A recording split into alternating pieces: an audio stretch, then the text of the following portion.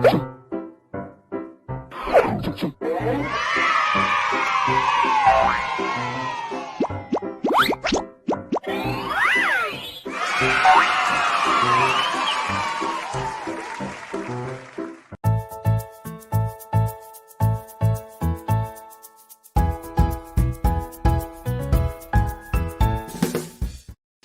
teman-teman Kanpat, selamat pagi. Bagaimana kabar kalian? Semoga kalian selalu dalam keadaan sehat dan semangat ya. Walaupun kita belajar dari rumah, kita harus tetap semangat karena belajar kan bisa di mana saja. Betul banget deh. Dan juga jangan lupa untuk selalu baca doa sebelum beraktivitas ya adik-adik semua. Bahan di Hotel Roa Roa Kota Palu ini masih terus dilakukan dan pencarian korban hingga Wah, siang hari Kak, ini. mereka berani banget ya menolong korban bencana alam. Iya dek. Kamu masih ingat gak tema kita yang kemarin? Masih inget Kak, temanya gempa bumi ya Kak? Nah, hal ini masih berhubungan loh dek. Hari ini kita akan banyak membahas tentang berbagai macam penyelamatan dalam bencana alam. Sebelumnya, lihat di layar dulu yuk. Wah, kenapa tuh Kak? Sepertinya akan asik nih Kak tema hari ini. Iya dong dek, karena hari ini kakak ada pertanyaan dulu nih buat kalian adik-adik yang di rumah dan juga kamu. 1.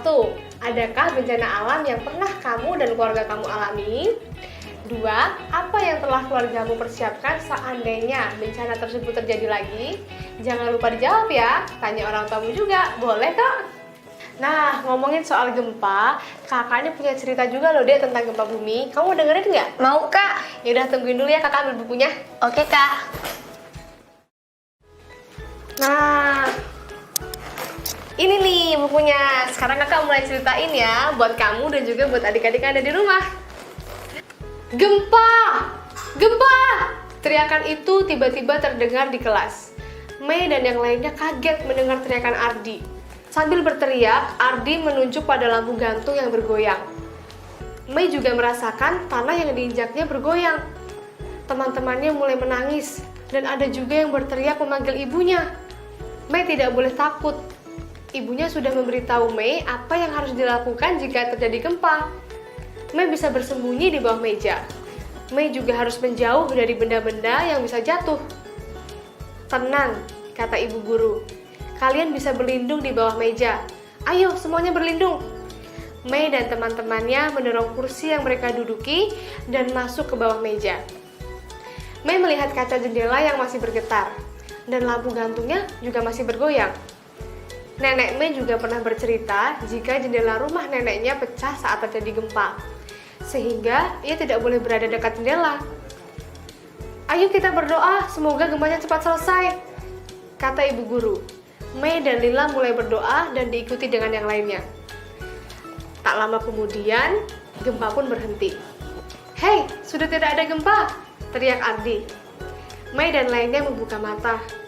Kalian boleh keluar dari meja, gempanya sudah selesai, kata ibu guru.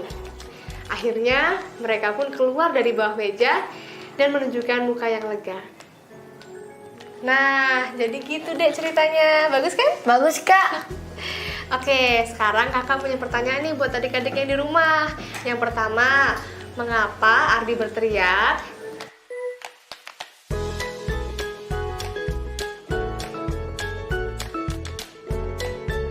Kedua, apa yang ditunjuk Ardi?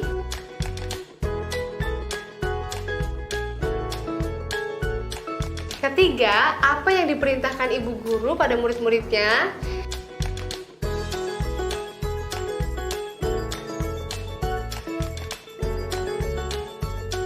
Keempat, mengapa tidak boleh berada di dekat jendela ketika terjadi gempa?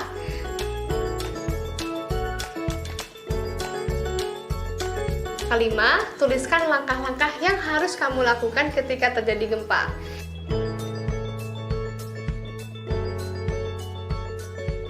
Dan keenam, menurut kamu, apa yang akan kamu lakukan jika berada di sekolah tersebut?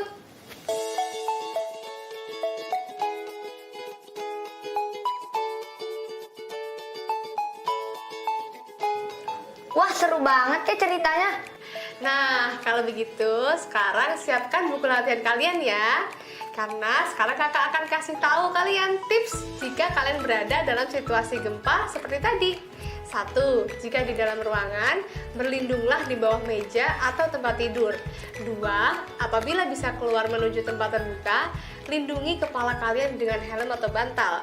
3. Jauhi kaca, tiang listrik, pohon, dan juga barang-barang yang memungkinkan jatuh jika terkena guncangan. 4. Jika berada di gedung tinggi, gunakan tangga darurat. Jangan gunakan lift. Wah, ternyata banyak ya Kak yang kita bisa lakukan untuk menyelamatkan diri dari bencana alam.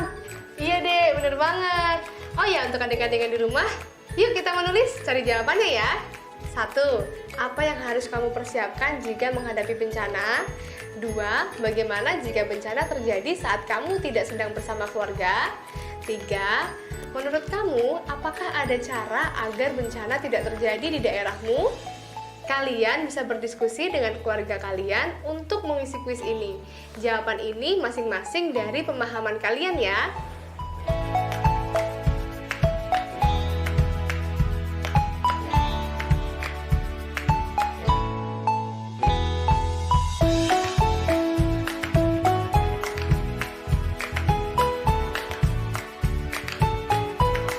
Kalian pernah melihat rambu-rambu lalu lintas kan?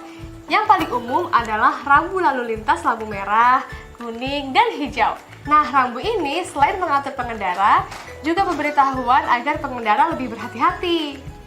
Rambu peringatan bencana pun juga seperti itu loh, agar memperingatkan kepada warga untuk lebih berhati-hati saat melintasi daerah rawan bencana alam. Nah, sekarang saatnya kamu melatih kemampuan kamu untuk mengartikan rambu-rambu bencana yang ada. Kalian bisa lihat di layar dan jangan lupa alat tulisnya disiapkan terlebih dahulu ya. Kalian bisa memilih jawaban sesuai dari gambar yang ada. Gampang bukan? Sekarang kan memang zamannya belajar sambil bermain. Yuk sekarang kita bahas jawabannya. Kakak yakin nih adik-adik yang di rumah pasti sudah pada pintar untuk jawab tentang rambu bencana alam, ya kan? Oke deh, langsung aja ya kita bahas jawabannya. Kita sesuaikan gambar aja ya. Nomor 1 adalah daerah rawan gunung berapi. Nomor 2 adalah daerah rawan tsunami. Dan nomor 3 adalah daerah rawan banjir. Ada juga nomor 4 adalah daerah rawan gempa bumi. Setelah itu nomor 5 adalah daerah rawan kebakaran. Oke, pasti banyak yang benar semua kan? Gimana adik-adik? Adik juga benar semua Kak. Wah, hebat banget sih kamu. Harus dong, ini kan pengetahuan dasar. Jadi harus paham ya adik-adik tentang rambu ini. Karena sangat penting jika kalian tengah berpergian, rambu adalah pengingat serta peningkat kewaspadaan. Benar teman-teman, harus selalu diingat ya. Nah, gimana deh? Udah paham kan? Paham sih Kak, tapi aku baru sadar kalau banyak banget ya cara penyelamatan dirinya. Karena kamu sudah paham, kamu pasti bisa deh untuk menjawab pertanyaan-pertanyaan kakak. Oke, aku sudah siap Kak. Oke, kita mulai ya. Pertanyaan pertama, jelaskan bagaimana cara menyelamatkan diri saat gempa jika di dalam ruangan. Jadi jawabannya adalah Berlindung di bawah meja seperti Mei atau di bawah kasur. Yeay! Benar banget. Next ya. Iya Kak. Bagaimana jika gempa terjadi dan kalian berada di luar ruangan? Oke Kak, sudah Kak. Gimana? Jawabannya, lindungi kepala dengan helm dan jauhi pohon, tiang listrik, kaca, dan benda yang bisa jatuh jika terkena guncangan. Wah, pinter. Benar banget. Yeay. Terus, bagaimana jika gempa terjadi dan kita berada di gedung yang tinggi? Sip Kak, sudah. Apa tuh jawabannya? Gunakan tangga darurat dan jangan menggunakan lift. Betul sekali. Oke, adik-adik jangan lupa untuk mencatat wacana yang kamu baca hari ini pada jurnal membaca mingguan ya.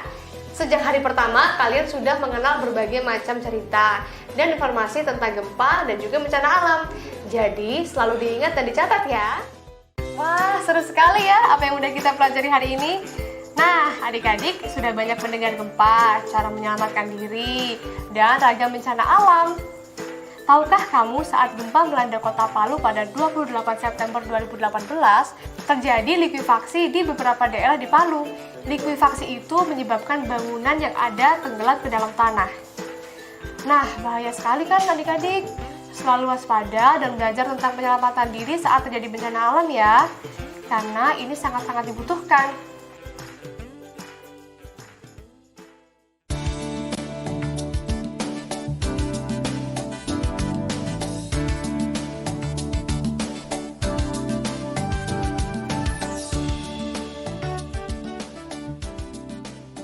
Halo adik-adik, waktunya penjelasan ya. Pertama-tama kita akan melihat peta dulu nih. Asik, kita belajar lebih banyak lagi nih. Oke, jadi kali ini kita akan membahas bagian mana saja dari Indonesia yang sering mengalami bencana alam, termasuk gempa yang sering terjadi. Nah, ini dia petanya. Yang ada titik merah adalah daerah yang sering terjadi gempa.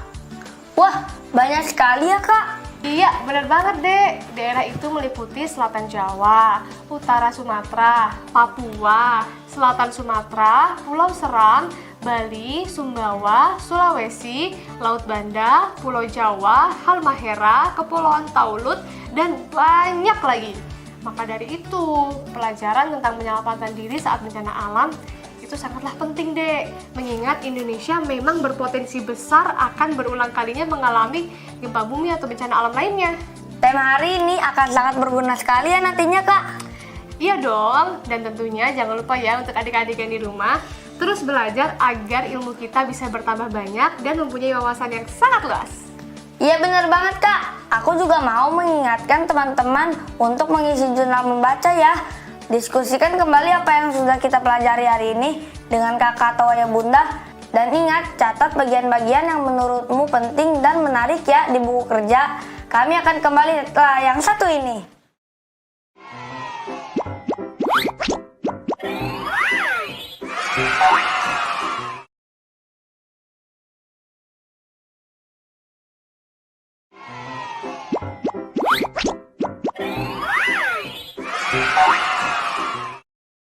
Halo adik-adik, kembali lagi bersama kami di sini. Oh ya, kakak ada pop-up quiz nih. Wah, pop-up quiz apa Kak? Gini deh, jadi coba kalian perhatikan di layar ya. Jangan lupa tetap fokus. Nah, ini pertanyaannya. Jika persegi tambah bintang sama dengan 4 dan persegi panjang tambah bintang sama dengan 4, maka A. Berapa nilai bintang? B. Berapa nilai persegi? Jawabannya A itu 1 dan B itu 3 Kak. Betul sekali jawaban kamu. Yuk lanjut lagi ke soal berikutnya. Jika segi 6 tambah segi 6 sama dengan 20 dan segi 6 tambah persegi sama dengan 16, maka A. Berapa nilai segi 6? B. Berapa nilai persegi? Iya, aku tahu Kak. Jawabannya A itu 10 dan B itu 6. Iya kan Kak? Hebat, betul banget deh. Tapi kakak juga yakin nih adik-adik yang di rumah juga pasti jawabannya benar semua, ya kan? Selanjutnya, yuk kita simak pelajaran berikutnya. Tetap semangat ya adik-adik. Semangat!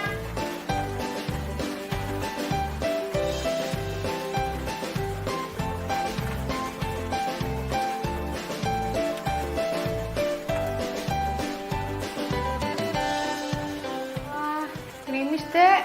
Iya Kak. Tapi emang lagi musim hujan juga sih. Oh iya ya Kak. Iya. Iya. Kakak jadi inget deh. Biasanya kalau musim hujan gini terjadi banjir di mana-mana, Dek. Dan banjir itu juga salah satu bencana alam loh, Dek.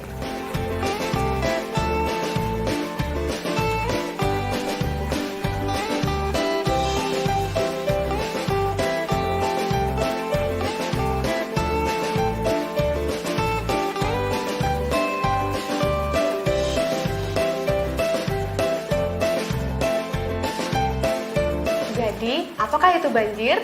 Banjir adalah peristiwa ketika air dalam volume besar menggenangi daratan. Hal ini biasa terjadi karena curah hujan yang cukup tinggi dan terjadi secara terus-menerus dalam kurun waktu yang tertentu. Selain itu, banjir juga disebabkan oleh penebangan pohon-pohon besar yang seharusnya dapat menjadi garda terdepan dalam menyerap hujan, pengalihan fungsi hutan, pembangunan rumah di bantaran sungai, dan juga pembuangan sampah ke sungai. Wah, penyebabnya banyak juga ya Kak. Iya, makanya. Ada cara hitungnya nggak sih Kak? Ada dong, Dek, pastinya. Pada dasarnya, semakin tinggi jarak suatu daerah dengan permukaan laut, semakin kecil potensinya untuk terkena banjir. Para ahli biasanya memberikan rentang skor 1-5 untuk mengkategorikan daerah rawan banjir. Makin tinggi skornya, makin berpotensi terkena banjir. Perhatikan tabel di layar ya. Nah, ini adalah klasifikasinya. Skor 5 kurang dari 10 meter. Skor 4 sekitar 10 meter sampai 50 meter. Skor 3 sekitar 50 sampai 100 meter. Skor 2 sekitar 100 sampai 200 meter dan skor 1 lebih dari 200 meter. Dengan menggunakan tabel di atas, kita dapat melabeli ketinggian suatu daerah dengan potensi banjir yang dimilikinya. Misalnya, jika suatu daerah memiliki ketinggian 10,9 meter, maka dibulatkan menjadi 11. Kenapa? Karena 10,9 lebih dekat dengan angka 11 daripada 10. Maka ini akan masuk kategori 4 yang masuk daerah rawan banjir. Kok bisa gitu, Kak? Jadi gini, untuk menentukan angka bulatan di belakang koma 1-4 mengikuti yang bawah, sedangkan 5-9 mengikuti angka di atasnya. Misalnya 10,1 ya akan ke 10 karena 10,1 masih mendekati 10 kan? Nah, beda dengan 10,9 yang akan berubah menjadi 11 karena 10,9 mendekati angka 11. Gimana? Paham kan? Paham, Kak? Bagus. Oh iya, tidak hanya waspada ketika banjir ya, kita juga dapat mencegah bencana terjadinya loh. Dengan cara menjaga kebersihan lingkungan sekitar, tidak membuang sampah sembarangan, apalagi di sekitaran sungai, dan turut serta dalam menanam pohon dan merawat pohon. Ayo kita cegah banjir! Ayo teman-teman! Setelah kita mengetahui apakah daerah kita rawan banjir atau tidak, kita harus membuat catatan tentang daerah yang lebih tinggi agar bisa dijadikan tempat menyelamatkan diri saat banjir. Jika banjir, ingat selalu untuk mematikan jaringan listrik di rumah dan letakkan barang berharga di tempat yang lebih tinggi. Wah, Kakak untung ingetin. Pasti teman-teman banyak yang lupa. Diingat terus ya teman-teman. Iya dek, kita harus saling mengingatkan. Sesama manusia emang harus saling tolong-menolong kan? Apalagi urusan saat dalam bencana alam. Nah, dek dan adik-adik juga yang ada di rumah, sekarang kakak akan memberikan sedikit tugas untuk kalian agar kalian bisa hafal betul lokasi kalian berada.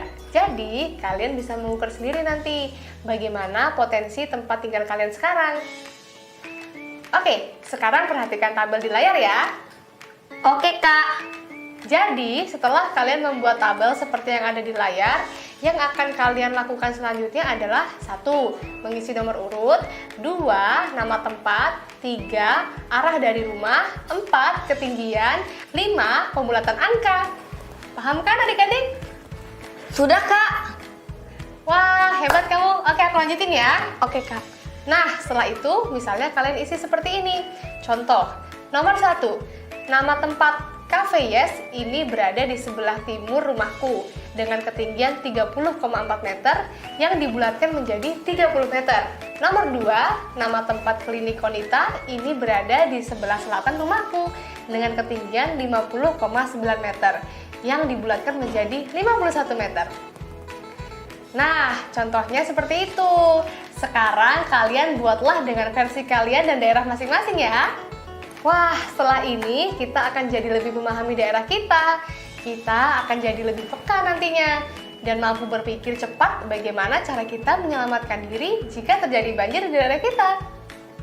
Iya, Kak. Adik juga merasa terbantu dengan tabel ini. Adik jadi paham kemana harus mengungsi jika ada banjir nanti. Jangan sampai sih, Dek. Cara yang paling mudah adalah kita harus menjaga kebersihan agar tidak dilanda banjir. Nah, untuk papa mama dan adik-adik bisa pindai kode QR di samping untuk mengetahui ketinggian suatu lokasi dari smartphone Anda ya. Jadi bisa mengira-ngira sendiri bagaimana potensi daerah Anda. Oh ya adik-adik, yuk sekarang saatnya berlatih. Pasti sudah paham kan dengan apa yang tadi kakak jelaskan? Paham lah, Kak. Oke, kalau gitu sekarang kita kembali perhatikan layar ya. Kakak akan memperlihatkan contoh latihan tabelnya. Jadi, ini adalah tabel skor rawan banjir pada nama kota yang tercantum sesuai dengan kategori tabel sebelumnya. Nah, di situ tercantum 1. Nama, 2. Ketinggian daerah, 3. Pembulatan ketinggian daerah, 4. Kategori elevasi atau ketinggian, 5. Skor. seperti yang tadi kita kerjakan, namun dengan versi yang lebih lengkap. Jadi, seperti ini. Kakak beri contohnya ya. Oke. 1. Kota A mempunyai ketinggian daerah 200,1 meter. Maka pembulatan ketinggian daerahnya menjadi 200 meter. Sehingga masuk kategori elevasi 100 sampai 200 dengan skor 2. Oh gitu Kak. Iya, nah seperti itu contohnya ya adik-adik, sudah jelas kan? Yuk sekarang kerjakan, semangat ya, kalian pasti bisa. Kakak tunggu 2 menit ya, setelah itu kita cocokkan bersama. Ayo teman-teman, pasti bisa. Semangat! Aku sudah selesai Kak. Yuk mari cocokkan teman-teman. Oke, kita mulai cocokkan ya. Kita mulai dari nomor 2. Kalian bisa melihat langsung pada layar. Nah, ini adalah jawaban nomor 2. Gimana? Yeay, aku benar Kak. Yeay, hebat! Oke, lanjut jawaban nomor 3 ya. Seperti ini. Gimana? Yeay, benar lagi Kak. Yeay, atas dulu dong. Yeay. Oke deh. Nah, untuk jawaban nomor 4, gimana nih? Aku benar lagi Kak. Keren. Lanjut ya, nomor 5. Apa jawabannya? Aku benar lagi Kak. Wah, Yeay. sip. Mantap. Nah, lanjut ya kita ke nomor 6. Bagaimana? Yes, benar lagi. Wah, hebat. Oke deh, next ya kita ke jawaban nomor 7. Gimana? Tetap benar lagi dong Kak. Wah, hebat banget. Oke, lanjut ke nomor 8. Oke, benar lagi Kak. Wah, Yeay. hebat. Nah, ini untuk jawaban yang terakhir ya. Jawaban nomor 9, potensi banjir tertinggi adalah kota D. Nomor 10, potensi banjir terendah adalah kota G. Sudah ya? Gimana adik-adik?